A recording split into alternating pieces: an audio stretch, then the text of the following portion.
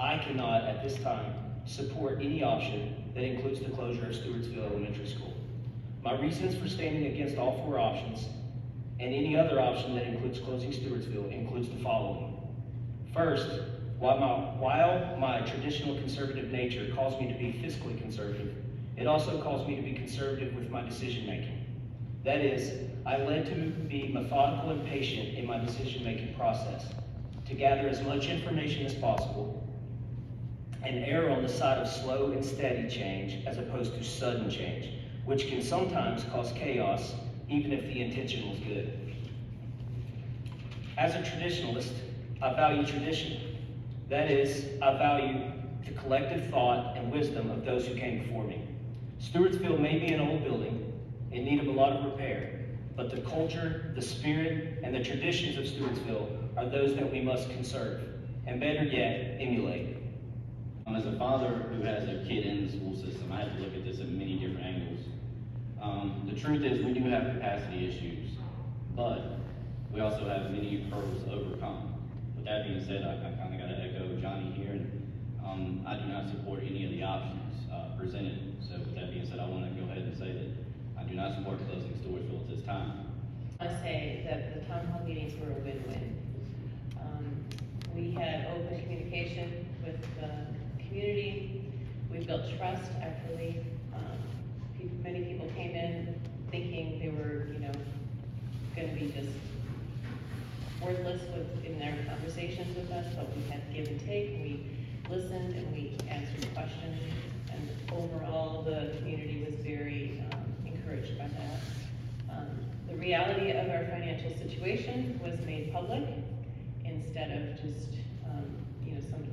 nobody paying attention to that, so that was also very helpful. The committee came together and the community came together for the sake of the children and to work out a solution together. The Board of Supervisors invited more coordination and with the school district, which is always the best. So it has been, I think, a very uniting thing for the whole community, and I'm actually very positive in our future with this. That being said, I have not had any peace about any of the options, and I am going to vote no on all options. I too have some major concerns about all four of the options.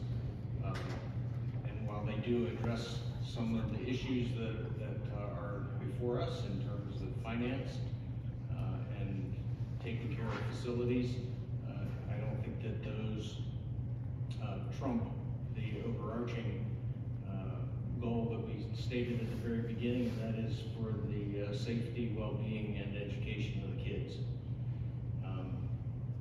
Stewartsville in particular, and I think this is true of all of the elementary schools, they are the heart and soul of the community. And in Stewartsville in particular, I believe that it's a rallying point for many of those kids. It is their safe haven, and the teachers have become their guardians in reality, and to disrupt that, especially on the heels of COVID and some of the other disruptions, would be tragic.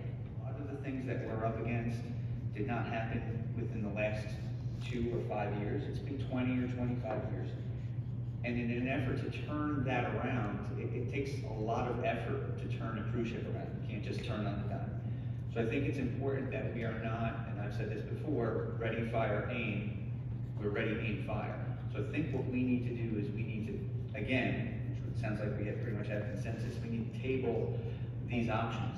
We need to continue to talk about any and all options, things that we will do, things that we won't do. But we need to continue to invite the community to see what the right solution is. Because at the end of the day, we can have as many policies and many meetings as we want, but we need to make sure we get it right.